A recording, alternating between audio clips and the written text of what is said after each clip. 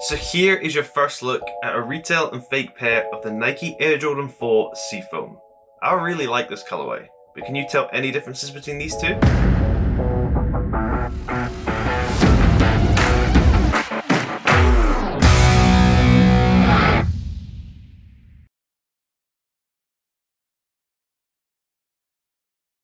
Hello and welcome back to the channel. Today I have another comparison video for you between two pairs of the Nike Air Jordan 4 Seafoam.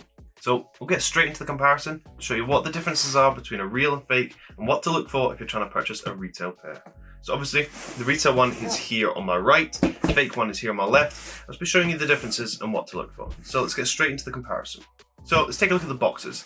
In terms of sizing, these are both the same size, these are both a UK 9, but the boxes are slightly different. So the retail box is slightly bigger than the fake box, as you can see in the close-up here. And also, if we look at the close-up, we can see the difference between the retail box lids. Here you can see that the fake one is very damaged compared to the retail one. It has a lot of scuffs and different things like that. It was actually packaged quite well, but it obviously still got quite a lot of damage to it. In terms of the actual details on it, I would say that the Jordan logo on the top and the Fight logo is slightly smaller, but maybe this is just because it's on a smaller box compared to the retail one, which is on a retail UK 9 box. If we spin these around and take a closer look at the labels, I'll give you a close-up of this, we can see differences here once again. So these are obviously a women's colorway, so they have a women's US sizing, which a UK 9 is 11.5 in US women's, and you can see that the spacing of the 11.5 is different from retail to fake, and this is pretty obvious and a telltale sign with the differences between a retail and fake. If you look closely at other details on the label, you can see that the spacing and font size is different from retail to fake, and it's quite clear to see between these two labels. Where it says Women's Air Jordan 4 Retro at the top, you can see this much skinnier text on the retail one compared to the fake one, where the text is much bolder. But that's just the box and the label. Do you want to see the shoes? Let's open them up and find out what the differences are. Let's open up the retail one first. As you can see, paper covers the shoes, just dead stock, never worn these. And the fake one, the paper is on the bottom of the box, completely flat, and the shoes are exposed. You can see, so we'll just take a closer look at the shoes and do a comparison. So here is your first look at a retail and fake pair of the Nike Air Jordan 4 Seafoam. I really like this colorway, but can you tell any differences between these two? So the first difference I can notice straight away, don't even need to look at them, is the smell. The fake ones, they're so strong, the glue smell, it's pretty crazy. It's actually stinking out my entire room. The retail one has just a normal smell to it, no glue stain or anything like that. These ones absolutely stink, it's just kind of off-putting. So taking a look at the toe box area of both pairs of these shoes, you can see that the fake one, the toe box area is much larger than it is on the retail one. Also, I would say it's a different material used on the toe box itself. I would say the fake one's a little bit more shiny and just looks a little plasticky compared to the retail one, where you can see the leather on the toe box is actually pretty good quality. I have no complaints about this shoe. I really do like it. If we take a look at the inside of the shoe and take a look underneath this black rubberized triangle here, and we look at the stitching going just below, if I compare these side by side from the retail to fake, you can see differences here. So you can see the fake one, the stitching is much widely spaced apart. It just looks a bit messy and chunky compared to the retail one, where you can see they're parallel all the way along and it's very neatly done, which is actually quite impressed by, because I thought there'd be quite a few QC errors on these, but they actually seem pretty well done. Spinning the shoe around to the back, and if we look at this back tab here where the green Jordan logo is, if you look at the stitching just above that, you can see there is actually a slight color difference between the two stitching.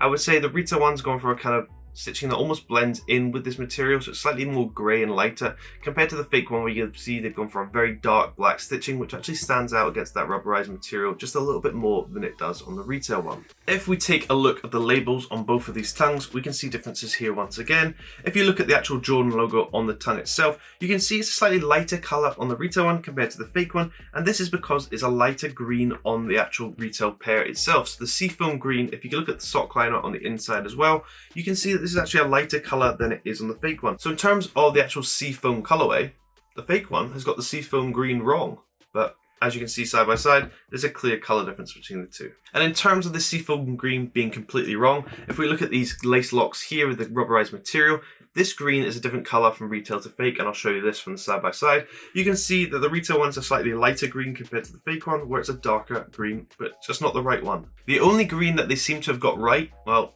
in this lighting, is this green rubberized part of the sole. This seems to be pretty much spot on. So if you take a look at them upside down, they're pretty much exactly the same green color, which is kind of weird. So I don't know why they wouldn't match the other greens up. So slightly odd, but the fake one has got that completely wrong. So if you look underneath the tongue, you'll see it has an Air Jordan label just here. And if you compare these side by side, you can see differences once again. So on the retail one, you can see above the JOR of Jordan, you can see it's got double stitching on the label itself.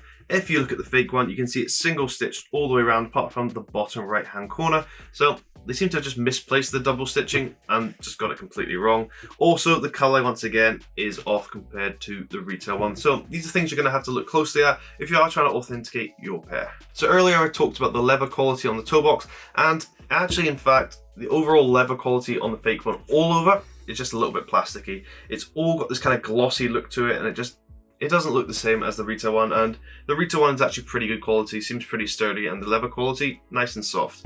But the fake one, it just seems like a little bit plasticky all over the shoe, so there's a big difference between the retail and fake. This might be incredibly hard to see, but I'm going to point it out anyway. So as you can see, there's rubberized cage material here with the retail and fake. If I show you from the close-up, you can see the material underneath is actually a slightly different color and woven slightly differently between the two. However, this may not show up well on the camera because it's really hard to see in person, but I'm going to show you it anyway just in case it does. If we look on the outside of the shoe, and you actually realize they do have a slightly different shape between the two pairs, and this is because the materials are cut slightly differently. And you can see this clearly on this white leather panel just above the outer side of the green part. You can see slightly more of the leather is exposed compared to the fake one, so you can see the stitching is further away from this green part compared to the fake one, where you can see it goes up really close to that green part of the sole. Spinning the shoe upside down, taking a look at the tread, the major difference between the two is actually the Jordan logo itself. You can see that on the fake one, the paint has actually leaked all over the Jordan logo and leaked down the side parts. So you can see it just looks a little bit messy compared to the retail one, where it's very cleanly done and there's no paint errors anywhere on the tread. To be fair, it's actually done really well. I really wish this shoe came with spare laces. If it had spare laces in that kind of seafoam green color, that'd be class, but they don't, so it's a little bit of a shame. We'll take a look inside the shoe now. So the retail one comes with shoe paper on the inside of the shoe, whereas the fake one has gone a little bit extra and got the cardboard shoe treat on the inside. So you can obviously see there's a difference between the two. Retail one should come with a paper on the inside. Take a look at the insole now, we'll take it out. So comparing the insoles side by side, we can see a clear difference between the two. So you can see on the top part of the insole, the retail one is a lighter seafoam green once again than the darker seafoam green on the fake one. Just like on the green parts of the upper, they've got this part wrong. So they've matched this to the sock liner, which we said earlier was the wrong color. And if we look at the Jordan logo at the back, you can see it's slightly smaller on the fake one compared to the retail one. Spinning these insoles upside down, taking a look at the text at the top, we can see it says Dream Cell, and you can see this is much more cleanly done on the retail one and much easier to read on the retail one compared to the fake one, where it's just a little bit messy and not imprinted as cleanly as on the retail one. So as you can see from this video, there are still some differences to look for if you are trying to authenticate your pair. In my opinion, I really like this pair. I think it's a little bit slept on. But I hope this video has helped you if you are trying to authenticate and are trying to purchase a retail pair. So let me know down below in the comments if you spot any more differences that I haven't mentioned. And I hope this video has helped you if you are trying to authenticate your pair. But thanks for watching, and I hope you have an amazing day.